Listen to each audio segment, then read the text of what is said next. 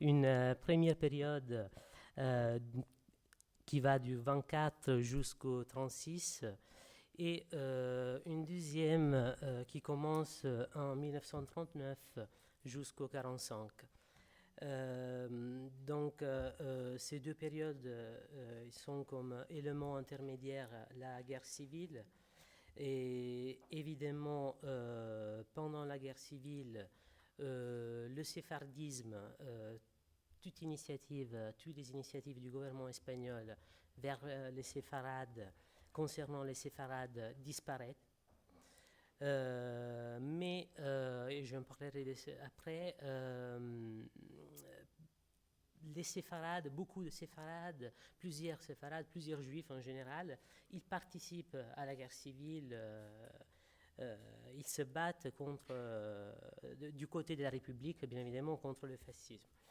Le point de départ de cette communication est évidemment la promulgation du décret royal de 1924, qui vous le voyez. Il est promulgué le 20 décembre par Primo de Rivera, par le directorio militaire de Primo de Rivera. Ce décret était destiné à faciliter l'obtention de la nationalité espagnole aux personnes ayant bénéficié de la protection de l'Espagne dans l'Empire ottoman.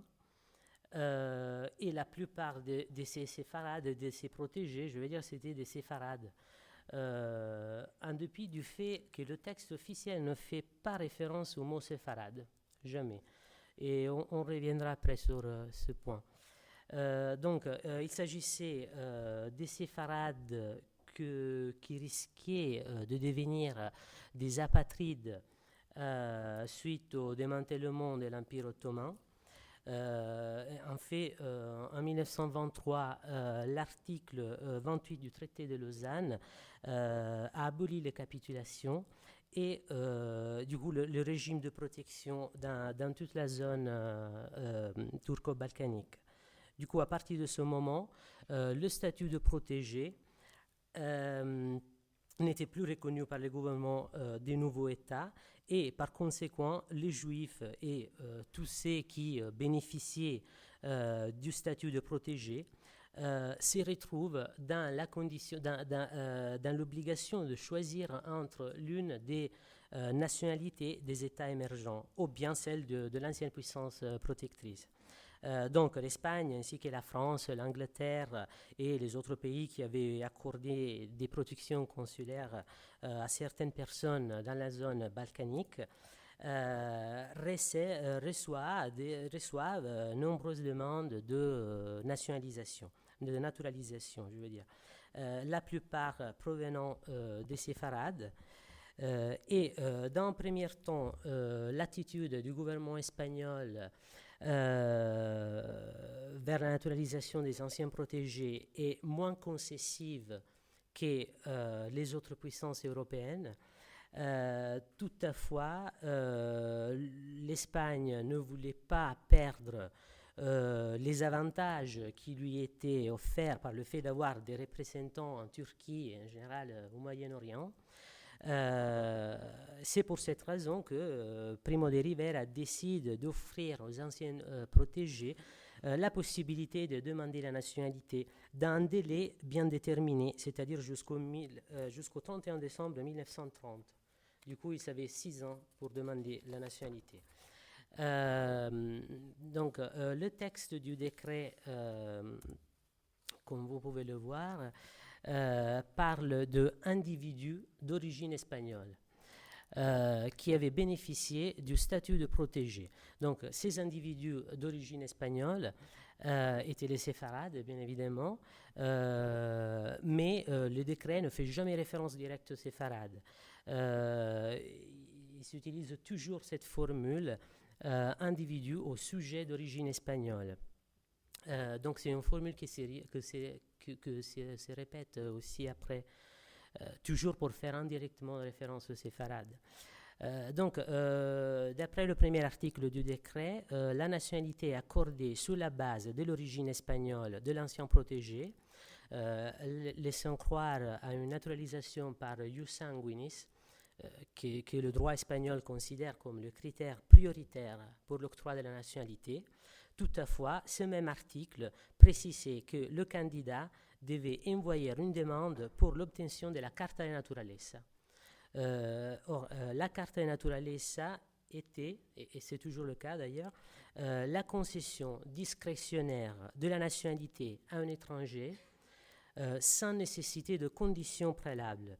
Cette concession se base sur les services que le bénéficiaire avait offerts à l'État espagnol. Cela signifie que les individus d'origine espagnole, les séfarades, n'allaient pas vraiment être naturalisés sur la base de leur origine espagnole, mais sur la base des services qui avaient offert à l'Espagne en tant que consul ou en général au service des ambassades. Donc voilà une première ambiguïté. Donc la Carta Naturaleza était généralement accordée par décret royal à ceux qui avaient servi l'Espagne à l'étranger et qui bénéficiaient de la protection consulaire, notamment. Donc les bénéficiaires de la protection consulaire étaient notamment des ressortissants des pays dans lesquels les États européens aspiraient à un certain niveau d'influence coloniale. Et ces protégés jouissaient de différents privilèges, par exemple l'exonération du paiement des impôts, car ils s'étaient soumis aux lois du pays de protection. Donc, en plus, il faut dire que pour l'obtention de la Carta de Naturaleza, il y avait des critères non officiels qui ont été souvent modifiés au cours des années.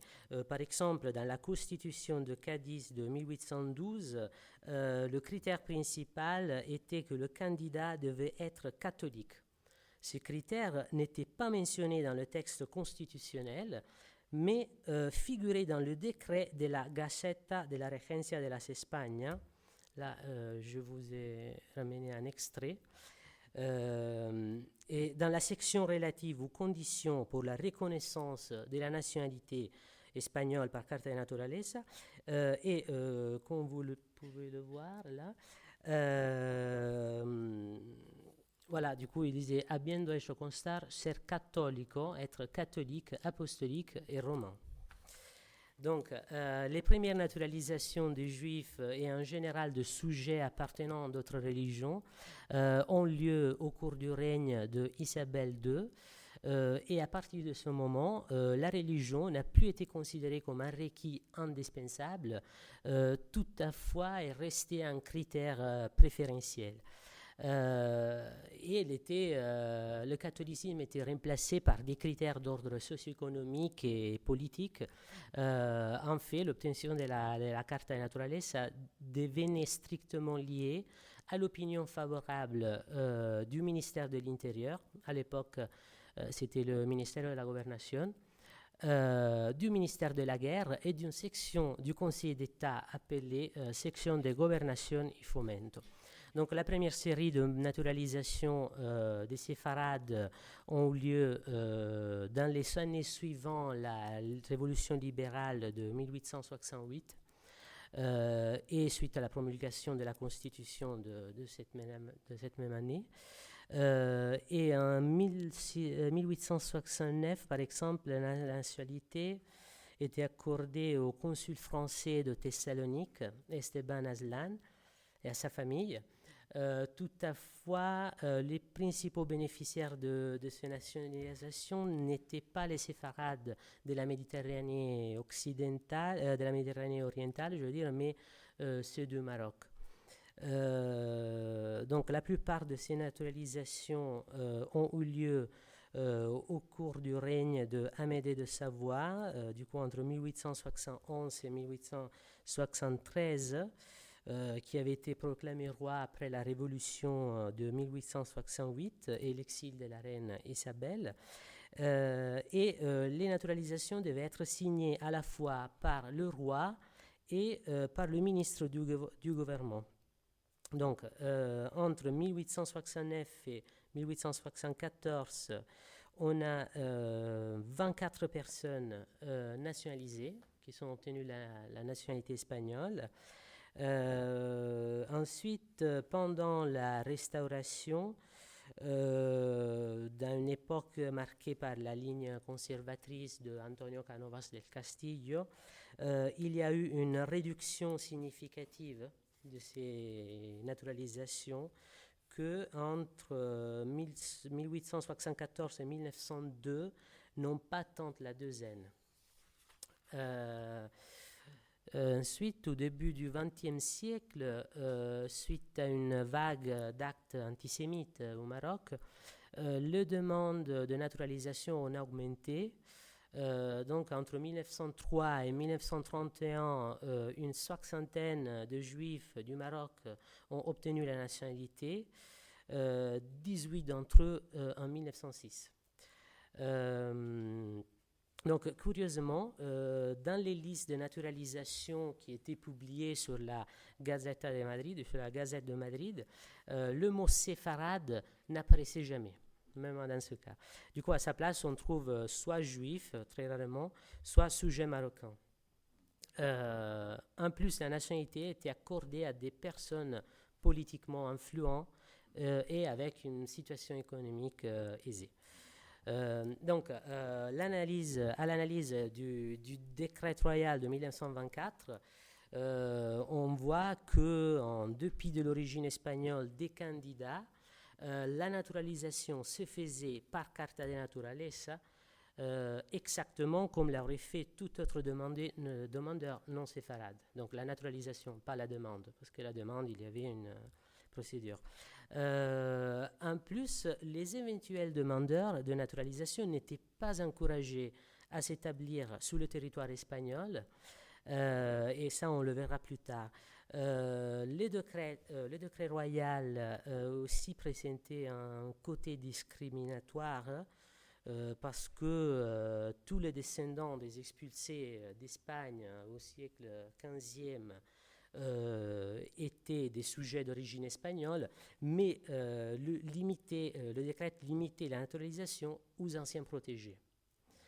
En plus, comme je l'ai mentionné précédemment, le décret donc, ne faisait jamais référence directe aux séfarades, malgré l'utilisation massive d'une rhétorique philo-séfarade, on peut dire. On a vu hier un peu qu'est-ce que c'était le philo-séfaradisme, tout ça. Et en fait, il faisait allusion à des éléments hispaniques avec des sentiments enracinés d'amour à l'Espagne, au lieu de parler de séfarades, ou bien à une collectivité d'hispanophiles militants.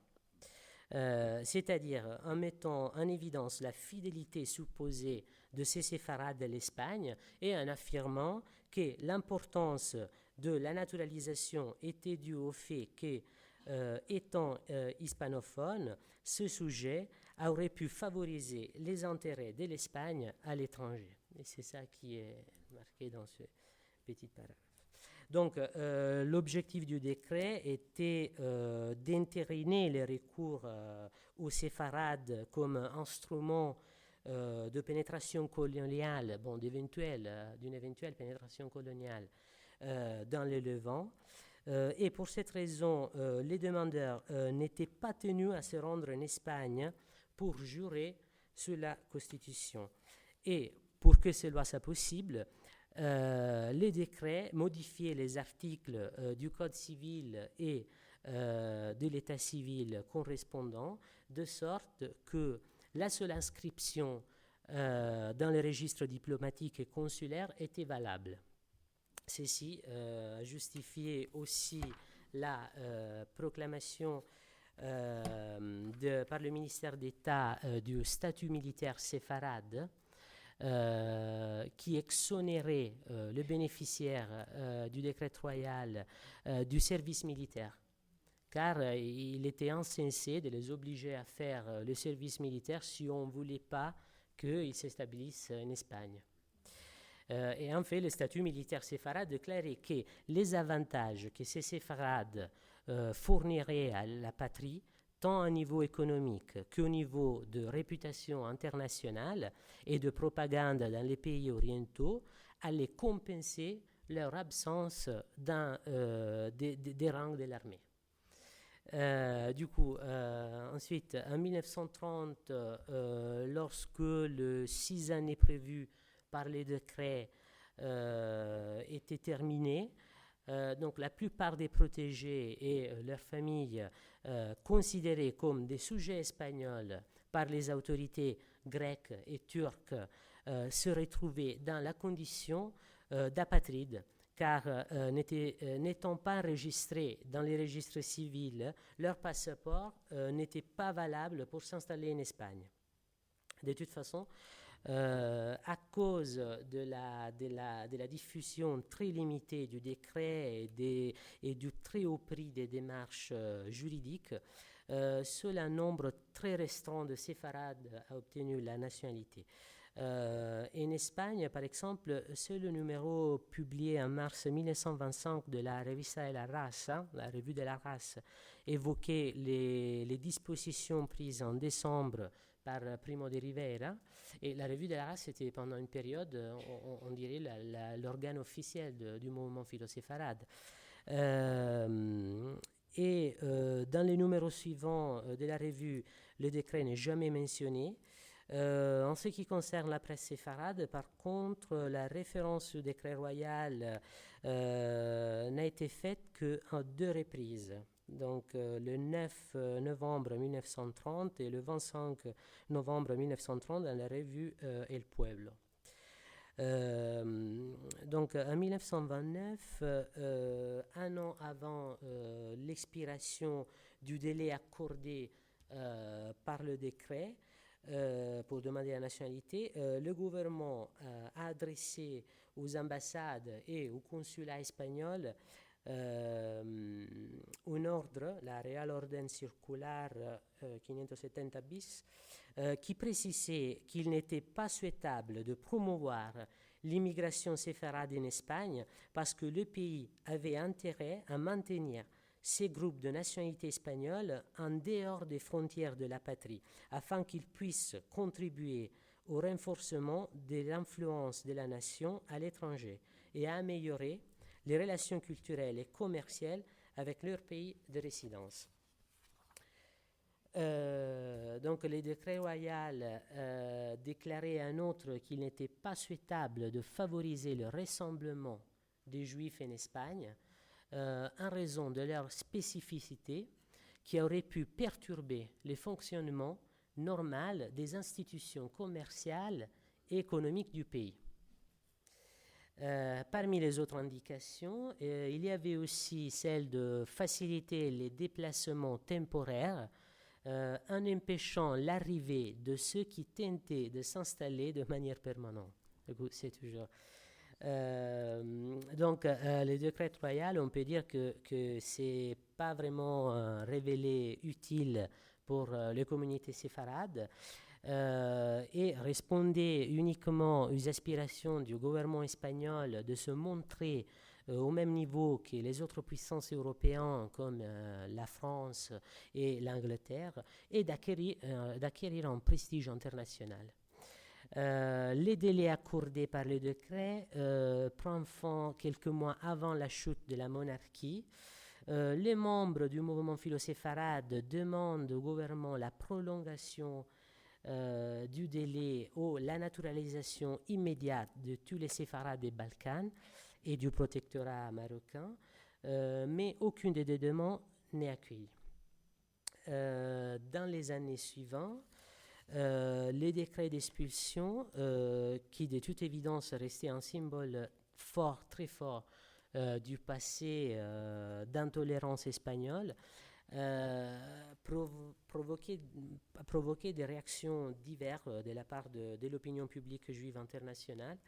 Par exemple, en 1928, Saúl Mézan lance une campagne dans la presse française et espagnole en faveur de l'abrogation du décret d'expulsion et un an plus tard, l'Association juive de Bulgarie a transmis aux autorités espagnoles une lettre dans laquelle il demande l'abrogation officielle du décret et le libre exercice tant privé que public du culte juif en Espagne.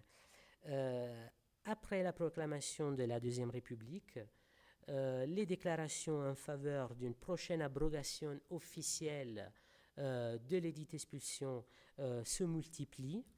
Par exemple, Américo Castro, qui à cette époque était l'ambassadeur espagnol à Berlin, dans une lettre envoyée à Jacob Landau, qui était le représentant, le responsable du Jewish Telegraphic Agency, déclare que le gouvernement espagnol était composé par des hommes conscients des problèmes historiques de l'Espagne, comme les décrets d'expulsion, et de la perte inestimable pour la nation que constitue l'absence de juifs du territoire espagnol. Et Castro terminait sa lettre en affirmant que la République espagnole dit aux Juifs de sa race: soyez les bienvenus dans votre patrie.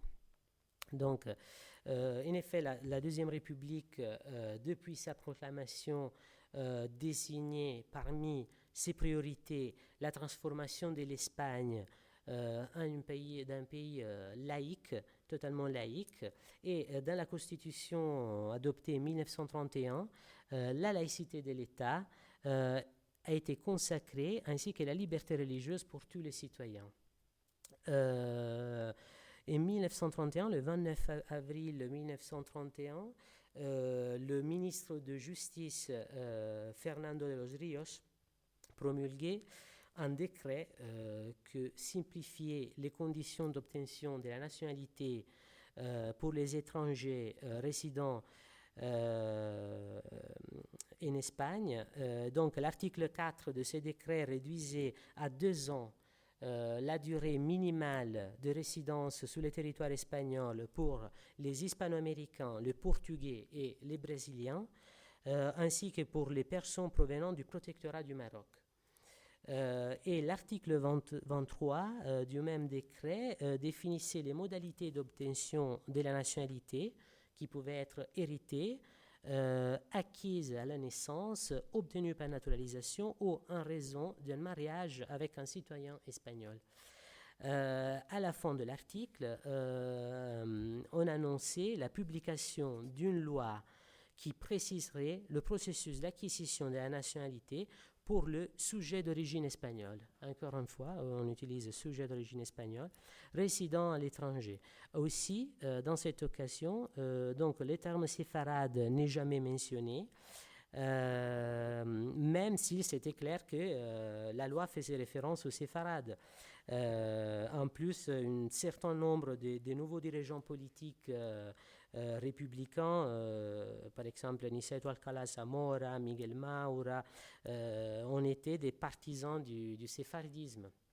Du coup, c'est quand même bizarre qu'on continue à ne pas utiliser, on continue avec cette ambiguïté, ne pas appeler les séfarades avec leur nom.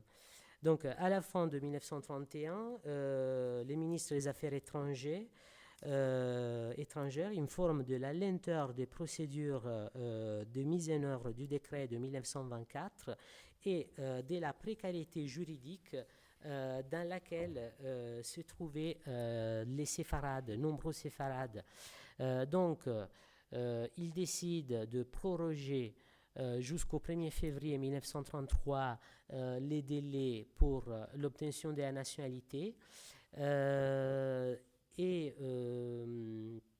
Donc la prorogation est officialisée et permet l'octroi des permis temporaires d'une durée de 6 mois ou d'1 an en attendant que la loi promise par la Constitution soit élaborée.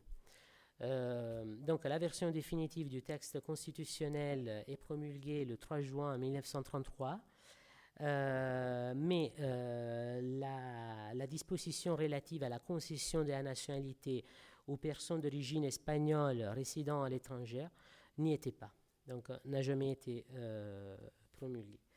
Donc le texte constitutionnel confirmait l'égalité des traitements des religions de la part de l'État et la séparation des deux entités, l'État et l'Église, en accordant à toutes les confessions le droit de posséder des organismes qui étaient contrôlés par l'État.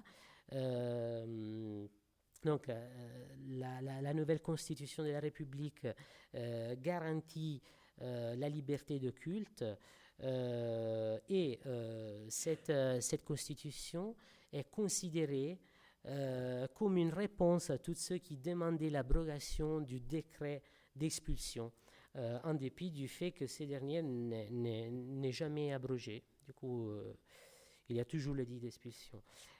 Donc, en avril 1934, le président Leroux déclare son intention de présenter au Parlement un projet de loi pour l'octroi de la nationalité à tous les séfarades résidant à l'étranger. Le député Francisco Eya publie le texte de ce nouveau projet dans le quotidien El Sol. Donc, ce projet donne l'impression que la loi permettra l'obtention de la nationalité espagnole à un grand nombre de personnes. Donc, il donne l'impression que le gouvernement il voulait naturaliser tous les juifs résidant dans le nord du Maroc. Il semble toutefois que le projet a été abandonné finalement après l'intervention de la France qui craignait la perte d'influence de l'Alliance israélite universelle. Ça c'est une notice que publie José Antonio Lisbona dans son livre. Il dit que c'était à travers une entrevue qu'il avait il avait réalisé en 1985 avec le sénateur José Prats, qui faisait référence aux confidences de Indalecio Prieto, qui à l'époque était le ministre des Finances, et il affirmait qu'il avait déposé 257 millions de pesetas d'or dans la Banque de France en échange d'un prêt à bas intérêt afin de protéger la peseta d'une future dévaluation. Et cette initiative avait mis l'Espagne dans une position de dépendance de la France. Et du coup, la France était d'ailleurs le premier pays à reconnaître et soutenir politiquement et économiquement la Deuxième République. Et du coup, le gouvernement espagnol avait préféré s'adapter aux exigences de l'allié. Donc, il faut préciser que le problème du retour des séfarades en Espagne se posait dans des termes différents pour les séfarades du Maroc et ceux des Balkans. En fait, les premières vivaient dans un territoire administré par l'Espagne, ce qui aurait dû leur garantir des procédures plus simples pour l'acquisition de la nationalité, tandis que le second, à cause du nouvel ordre géopolitique de la zone des Balkans, souffrait de plusieurs difficultés d'ordre juridique pour l'obtention de la nationalité. Car de nombreuses minorités résidant dans les pays appartenant à l'ancien empire ottoman allaient être progressivement et inévitablement intégrées dans les nouvelles entités politiques nouvellement créées. Donc, par exemple, la Turquie, la Grèce et l'Égypte attribuaient automatiquement la nationalité à tous ceux qui résidaient dans les pays depuis quelques années et aussi à ceux qui étaient mariés à un citoyen du pays ou, dans le cas de la Turquie, à ceux qui professaient la religion d'État. Et une pression particulière était exercée sur les Juifs résidant sur le territoire sur la base des anciens accords de capitulation, considérés par les nouveaux États comme une attente à leur souveraineté nationale. Au cours des années 20, la Turquie mène une campagne d'unification linguistique en exigeant que toutes les minorités abandonnent leur propre langue en faveur du turc, de la langue turque. Par conséquent, même un signe minime de sympathie envers l'Espagne ou bien la France était considéré comme une trahison. Donc, cette politique affectait les communautés séfarades que, après les propositions de naturalisation faites par l'Espagne, se sont retrouvées dans des sérieuses difficultés face à leur pays de résidence. En fait, par exemple, on a un rapport d'Agustín de Foxa de 1932 qui affirme que toutes les décisions relatives à l'attribution de la nationalité aux séfarades devaient être prises d'un commun accord avec les autorités des pays de résidence. En Turquie et en Égypte, par exemple, il n'était pas permis de renoncer à sa nationalité sans demander une autorisation spéciale du gouvernement. Ce qui rendait inutile toute démarche de naturalisation à l'égard des personnes dont le pays national n'aurait pas reconnu le nouveau statut. En effet, une décision unilatérale prétendument destinée à améliorer la situation des séfarades risquait d'être contre-productive car tous les juifs que jusqu'à ce moment-là avaient été protégés par l'Espagne étaient considérés comme des citoyens espagnols et par conséquent exonérés du paiement des impôts. Donc, si l'Espagne les naturalisait officiellement, les gouvernements des pays de résidence pourraient penser que ces juifs, jusqu'à ce moment-là, ils avaient menti sur leur statut et sur leur statut de protégé. Et donc, c'est justement pour cette raison que Foxa conseillait de ne rien faire sans avoir consulté les autorités turques et les intéresser directement. Donc, pour les membres du mouvement philo-séfarade, l'hésitation des séfarades face aux initiatives de naturalisation est une surprise énorme. En fait, les avis publiés dans les journaux comme La Libertad en 1931 et El Sol en 1932 sont reçus avec froideur par les représentants des communautés séfarades des Balkans qui se méfiaient de la situation économique et politique espagnole et qui craignaient aussi les réactions des mouvements nationalistes dans leur pays d'origine. Donc, en mai 1935, la revue El Renacimiento d'Israël écrivait que les associations qui s'occupaient des migrations juives dans le monde, comme par exemple Emig Direct, considéraient que l'Espagne ne remplissait pas les conditions économiques minimales pour accueillir les Juifs. En effet, à partir du 31, la structure de l'économie espagnole, déjà caractérisée par la prédominance du secteur primaire, avait été touchée aussi par la crise économique qui avait frappé le reste du monde et les mesures protectionnistes des pays avec lesquels l'Espagne développait ses principales relations commerciales ont eu de profondes répercussions sur la production industrielle du pays, qui connaît une réduction d'environ le 15% entre 1929 et 1933. Donc l'Espagne n'était pas en mesure d'accueillir des grandes masses d'immigrants et les observateurs juifs étrangers avaient qualifié d'irresponsables les dirigeants politiques, les dirigeants républicains, je veux dire, qui invitaient ces populations persécutées dans un pays qui ne pouvait pas leur offrir une vie meilleure. Parallèlement, en 1933, en Allemagne, on a la nomination de Hitler chancelier du Reich. On a une série de manifestations antisémites à Berlin et dans d'autres villes d'Allemagne. Et de nombreux juifs quittent le pays, quittent l'Allemagne. Donc on estime d'environ 50 000 les juifs qui ont fui le nazisme en 1933 et qui se sont réfugiés dans les pays voisins comme la France ou bien les Pays-Bas. Donc ces pays ont commencé à recevoir un flux de réfugiés tellement important qu'ils se sont retrouvés dans l'obligation de demander de l'aide à la Société des Nations.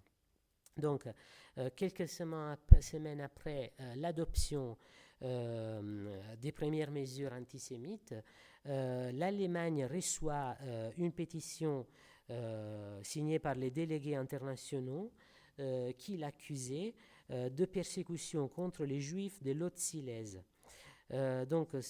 Silésie, merci. Ce texte, qui est connu comme la pétition de Bernheim,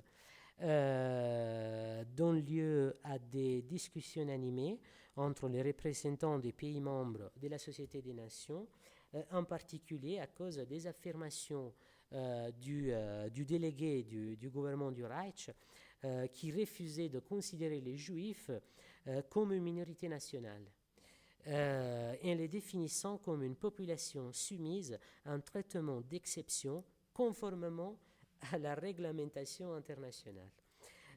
Donc, à l'occasion de ces débats, les délégués espagnols, Luis de Zulueta, condamnent fortement, au nom de l'Espagne, les initiatives allemandes, qu'il compare à celles de son pays 5 siècles avant. Et il s'agit d'une prise de position tout à fait conforme aux idéaux de la Seconde République. Cette affirmation est accueillie avec grand intérêt par les Juifs qui commencent à se renseigner auprès des consulats espagnols sur les démarches à suivre afin de s'installer en Espagne. Donc, les dirigeants républicains se trouvent ainsi entre deux positions. Donc, idéologiquement, il se met de la part des opprimés, mais dans la pratique, il prend des mesures restrictives en ce qui concerne le contrôle des frontières afin d'éviter une arrivée massive d'immigrants en Espagne. Et donc, comme première mesure, en avril 1933, le gouvernement espagnol décide de rétablir les visas pour les ressortissants allemands qui étaient supprimés en 1928. Ensuite, les consulats espagnols commencent à exiger l'accès aux ressources des immigrants pour s'assurer qu'ils n'allaient pas constituer un poids pour la communauté nationale. Mais parallèlement, en 1933, il y a la création du Comité espagnol d'aide aux victimes du nazisme allemand, qui est présidé par Jiménez de Azúa et composé par plusieurs personnalités. Par exemple, il y avait Américo Castro aussi.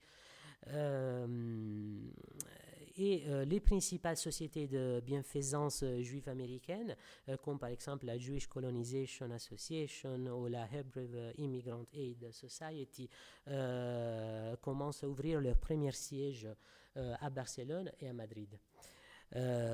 Pendant l'automne de 1933, la commission de minorités de la Société des Nations, au cours d'une séance présidée par Salvador de Madariaga, décide de créer un conseil d'administration pour les réfugiés allemands. Lorsque le gouvernement de Madrid était informé de cette décision, il demande au diplomate Madariaga de communiquer à ses collègues que l'Espagne se retirait de l'initiative, car il lui était impossible d'accueillir des immigrants. Au début de 1934, le gouvernement espagnol commence à recevoir les premières demandes de séjour, notamment de la part de professeurs universitaires juifs qui avaient perdu leur chaire. Ensuite, le nombre de demandes augmente et le gouvernement commence à exiger des candidats des lettres de recommandation signées par des citoyens espagnols, par des citoyens influents, bien évidemment. en essayant de cette façon de filtrer un peu, de ne pas autoriser la traversée des Pyrénées qu'à une petite élite. Euh, donc en France, il commence à apparaître les premiers réseaux clandestins. Et au total, on estime qu'entre 1933 et 1936, environ 3000 juifs se sont établis en Espagne. Parallèlement, à l'intérieur du pays, en Espagne, au cours des années 30, au sein de la droite antilibérale, commence à se diffuser la théorie du complot judéo-maçonnique communiste, qui affirmait que l'Espagne était attaquée par des forces étrangères comme la maçonnerie, le judaïsme et le communisme, introduite dans le pays par des hypothétiques traîtres. Donc la presse liée à ces secteurs commence à s'intéresser à Hitler. Certains représentants de cette droite, par exemple Vicente Gay, Mauricio Garlavilla, propose de suivre le modèle nazi en affirmant que la politique d'Hitler était la seule stratégie valable pour lutter contre l'ennemi interne du pays. Par conséquent, la plupart des immigrants et des opposants au régime hitlérien commencent à être considérés comme des potentiels agents du Comintern, susceptibles d'aggraver la situation sociale et politique de l'Espagne, qui, à partir de 1933, en plus, était saluée par de nombreuses grèves et manifestations ouvrières. Ensuite, après l'arrivée au Parlement de la Confédération espagnole des droites autonomes, la CEDA, en janvier 1934, les autorités commencent à prendre des mesures de plus en plus sévères aux frontières, en considérant que tous les immigrants juifs allemands était un instrument des dirigeants républicains pour importer les régimes soviétiques en Espagne. Donc, au début de la guerre civile, le philoséphardisme disparaît. Et aussi toutes les initiatives politiques espagnoles à l'égard des communautés séfarades. Toutefois, au niveau politique, la seule initiative concrète en faveur des séfarades qui est prise tout au long, qui a été prise tout au long de la Deuxième République était un échange de notes diplomatiques avec l'Égypte en janvier 1935 et avec la Grèce en avril 1936, qui donne lieu, qui produit des listes de protégés espagnols qui, après l'abolition des capitulations, avaient été reconnus comme des sujets espagnols. Ensuite, la guerre civile, pendant la guerre civile, il n'y a plus d'initiative politique, mais comme je l'ai mentionné au tout début, plusieurs juifs, plusieurs séfarades, ils participent à la guerre civile du côté de la République. Et en fait, on a par exemple des revues de tranchées, on dit comme ça, non, en français, des revues de tranchées juives. Donc, du coup, là, je vous ai ramené ça c'est, je pense, parmi les plus importants, s'appelle Botwin. Et c'était un hebdomadaire, je crois, je me souviens plus. C'était écrit en yiddish, oui. Et c'était la revue de la Brigada Dombrowski, que c'était une brigade juive composée, bon, notamment par des Ashkénazes qui sont battus pendant toute la guerre civile. Et après, j'ai trouvé ça, bon, était trouvé déjà quelqu'un d'autre. Donc c'est un appel aux Israélites à aider la République espagnole, signé par l'association hispano-hébraïque, que je ne sais pas vous dire qu'est-ce que c'était, parce que je ne l'avais jamais entendu. On ne sait pas qui c'était les signataires. Et c'était très peculiare, la raza semitica. Voilà. Donc là, je commence la deuxième partie de cette communication, donc entre le 39 jusqu'au 45. On commence par une mensonge. On commence par une mensonge constituée par le mythe de Franco, sauveur des Juifs. C'est un mythe qui naît à la fin de la Deuxième Guerre mondiale, lorsque l'Espagne est exclue de l'ONU en raison de son soutien à l'Allemagne nazie et à l'Italie fasciste. Donc, après 1947, le gouvernement franquiste essaie de rétablir, d'établir des relations diplomatiques avec l'État d'Israël, notamment à travers les séfarades qui étaient les plus proches au régime, en croyant que cette reconnaissance mutuelle aurait augmenté les possibilités d'être reconnu par la nouvelle organisation internationale, par l'ONU. Cependant, les réponses israéliennes sont négatives.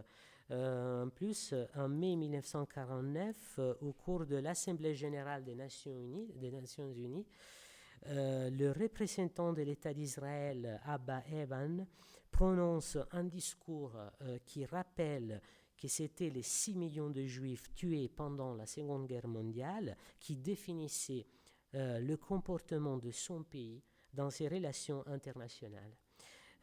Donc, en ajoutant que si on ne pouvait pas accuser les régimes franquistes d'avoir pris parti à ces crimes, aux crimes de l'Holocauste, on ne pouvait pas nier qu'il avait appuyé la cause nazie. Et du coup, l'Espagne reste dehors de l'ONU.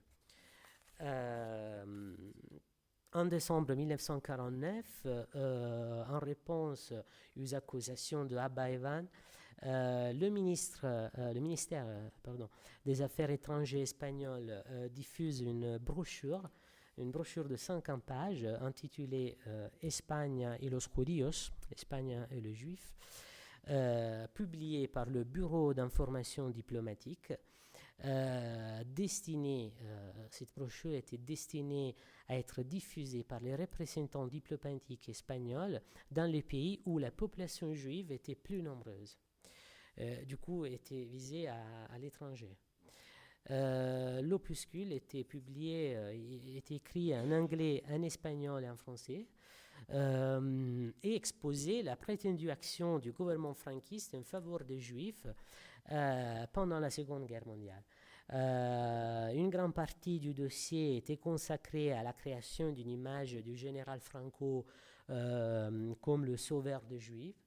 Grâce à lui, des milliers de personnes persécutées par les régimes nazis ont pu s'échapper de l'Europe en passant par l'Espagne, où ils avaient reçu une protection et un passeport espagnol.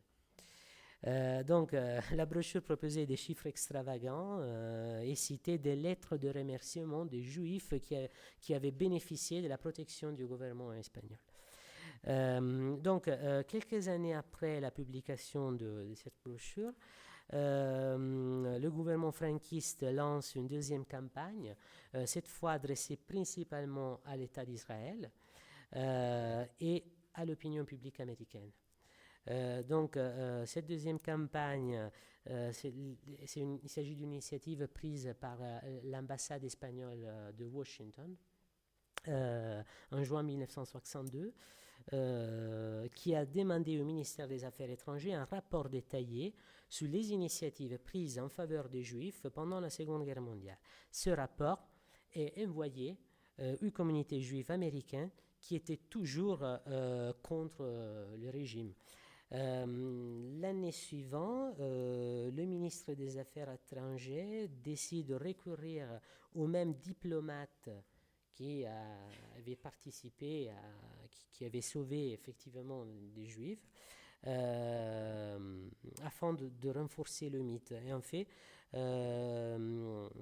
Ángel Sambris, qui à cette époque exerçait les fonctions de consul général espagnol à New York, reçoit l'ordre par Fernando María Castilla, que c'était son supérieur direct, d'exalter le rôle de Franco en tant que sauveur de juifs hongrois au cours de l'entretien qu'il aurait eu avec l'historien israélien Isaac Molho.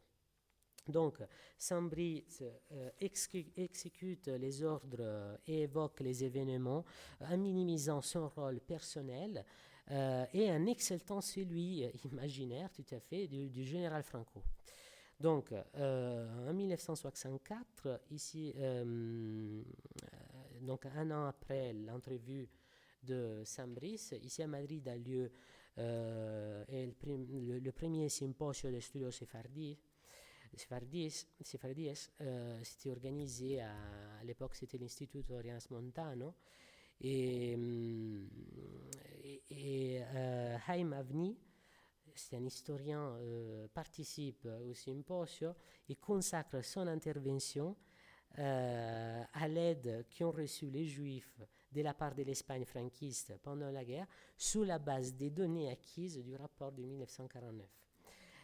Ensuite, après la mort de Franco et l'ouverture des archives, Avni découvre la vérité et publie le premier ouvrage, ce qui était après le premier ouvrage qui déconstruit le mythe de Franco, sauveur des Juifs, en démontrant que le mérite de la protection des séfarades et des Juifs en général était dû aux initiatives volontaires des différentes structures diplomatiques, des différents diplomates, et non au gouvernement. Et en dénonçant aussi tous les mensonges qui avaient été diffusés jusqu'à ce moment-là. Cependant, il faut dire que les mensonges écrits dans le rapport de 1949 ont permis de créer un mythe d'une Espagne saveuse de ses fils, de ses enfants perdus, menacés par la barbarie nazie, au nom de la solidarité humaine et de la foi chrétienne.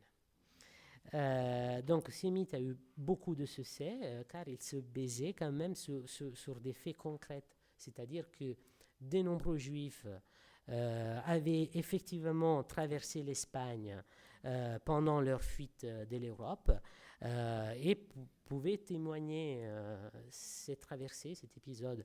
Et ceux qui devaient la vie à l'initiative individuelle des diplomates comme par exemple Palencia, Saint-Brice, Romero Radigales, etc., n'étaient pas forcément au courant des obstacles que ces diplomates avaient surmontés pour les aider et ils croyaient que l'obtention des passeports ou des lettres de protection, c'était une initiative du gouvernement espagnol.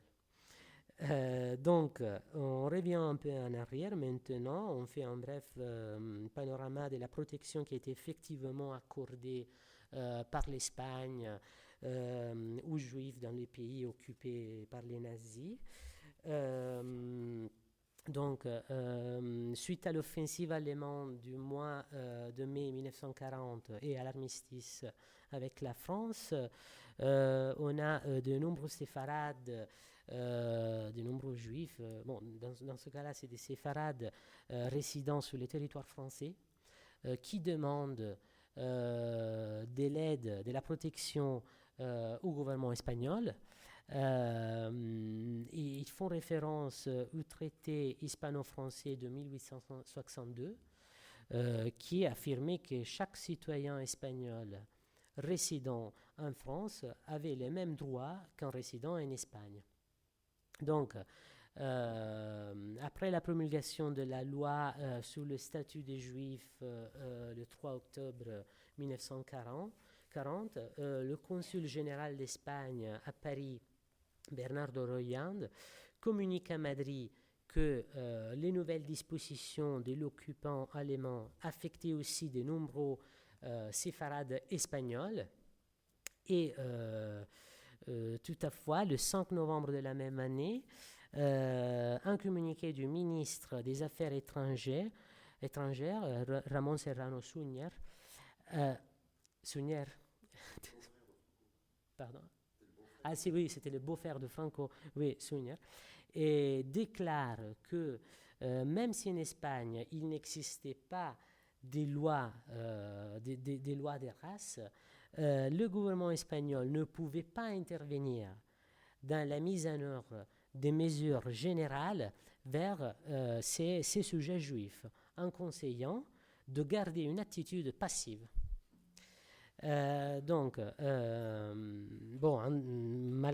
dépit des déclarations de Serrano Suñer, Bernardo Royand continue jusqu'à la fin de son mandat à rappeler aux autorités françaises que les ordonnances promulguées par l'administration militaire allemande à la France n'affectaient pas les sujets espagnols d'extraction israélite. C'était les mesures, il s'agissait du recensement de la population juive, la position de l'affiche sur les magasins juifs en indiquant magasin juif, et d'ajouter le mot juif sur le passeport, sur les papiers d'identité. Le 7 mars 1942, le gouvernement espagnol promulgue une ordonnance gouvernementale selon laquelle il se déclare intéressé par la défense des intérêts des séfarades d'origine espagnole. À travers cette ordonnance, Bernardo Royand réussit à empêcher la confiscation des biens des nombreux séfarades, en fournissant aux propriétaires des industries et des activités commerciales des certificats consulaires qui mettaient leurs activités sous le contrôle direct de la Chambre de commerce espagnole. La même stratégie est adoptée aussi par les diplomates espagnols en Tunisie, à Rabat et à Casablanca, au Maroc. Par contre, en Bulgarie, où il résidait 50 000 juifs, seulement les 156 séfarades de nationalité espagnole enregistrés à l'ambassade de Sofia ont pu recevoir entre 1941 et 1942 des visas pour entrer en Espagne. Ces documents leur permettaient de poursuivre leur activité commerciale et de bénéficier de la protection diplomatique, à la différence des autres dont la totalité des biens est expropriée par les autorités nazies. En Roumanie, par contre, en 1940, 107 juifs de nationalité espagnole qui s'étaient déclarés en faveur du mouvement national pendant la guerre civile, du coup en faveur de Franco. La plupart c'était riches, dotés d'un patrimoine industriel ou commercial considérable, ont bénéficié de la protection consulaire. En octobre 1940, en Grèce, au cours de l'invasion fasciste, environ 68 000 juifs vivaient dans le pays, dont 53 000 parlaient judéo-espagnol comme première langue. De ces 53 000, seuls 640 ont été reconnus comme sujets espagnols, en vertu des décrets de 1924 et 1930. Ensuite, à partir de l'automne 1940, l'Espagne reçoit de nombreuses demandes de visas collectifs de la part des séfarades grecs, français, d'autres pays des Balkans. Toutefois, le régime franquiste refuse toujours l'octroi de ce type de visa. Du coup, c'était toujours des visas individuels, jamais collectifs. C'est rendait les processus, les démarches beaucoup plus lents. Dans un premier temps, le permis de transit sont donnés seulement aux possesseurs de visas d'entrée au Portugal ou dans d'autres pays. Donc pendant cette période, c'est-à-dire que ces gens ils pouvaient traverser l'Espagne, mais ils ne pouvaient pas s'installer en Espagne. Donc s'ils n'avaient pas le visa de sortie et d'entrée dans notre pays, ben, ils ne pouvaient pas rester là-bas. D'ailleurs, je crois que c'était le cas de Walter Benjamin. Il s'est trouvé dans cette situation-là. Dans un premier temps, Je disais, oui, le permis de transit est donné aux possesseurs de visa. Et pendant cette période, le consul français de Hendaye affirme avoir accordé environ 2000 visas en 8 jours. Hendaye, c'était une ville à la frontière entre la France et l'Espagne. Bon. Bon. L'Espagne décide de fermer ses frontières. Et combien de temps il me reste? 2 minutes. 2 minutes. Bon, bon je pense que je vais directement aux conclusions. Donc, oui.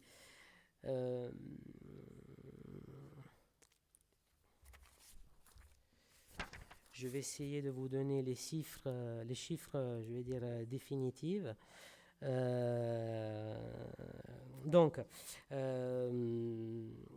Haïm Avni, dans son ouvrage, estime que le nombre de juifs résidents, parce qu'il fallait faire une différence, moi je n'ai pas eu le temps, entre les juifs qui ont été protégés par l'Espagne dans leur pays de résidence et les juifs qui sont passés par l'Espagne pour aller ailleurs. Donc, les juifs résidant dans les pays occupés qui ont réussi à survivre grâce au gouvernement franquiste se situent autour de 4 000, 5 000 individus, pas plus. Dans le Balkan, ce nombre n'a pas dépassé les 1000, dont 640 en Grèce, 100 en Roumanie, 130 en Bulgarie, moins de 50 en Hongrie et autour de 25 en Yougoslavie. En France, on compte 3000 protégés, alors qu'en Allemagne, en Belgique et aux Pays-Bas, les titulaires de passeports espagnols sont arrivés à peine à une dizaine. Les mêmes chiffres au Maroc français, bien évidemment. En ce qui concerne les réfugiés juifs qui sont transités par l'Espagne entre 1940 et 1942, toujours Haïm Avni rejette les chiffres qui ont été proposés par le Joint Distribution Committee, qui disait entre 53 000 et 63 000 personnes, en estimant que le nombre réel ne dépasse pas les 30 000. Par contre, Berne de Roder, qui a publié un ouvrage un peu plus récent sur ce sujet, affirme que le nombre de réfugiés juifs qui ont traversé les pays était entre 20 000 et 35 000 personnes. En ce qui concerne les réfugiés qui se sont établis en Espagne, c'est-à-dire qu'ils sont un peu installés, ils ont réussi à s'installer, leur nombre ne dépasse pas les 500 personnes. En conclusion, c'est vraiment la dernière phrase.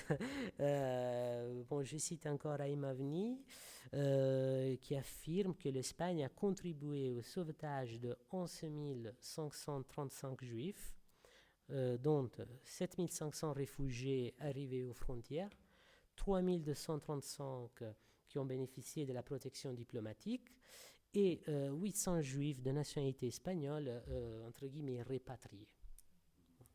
J'ai fini. Bon, merci.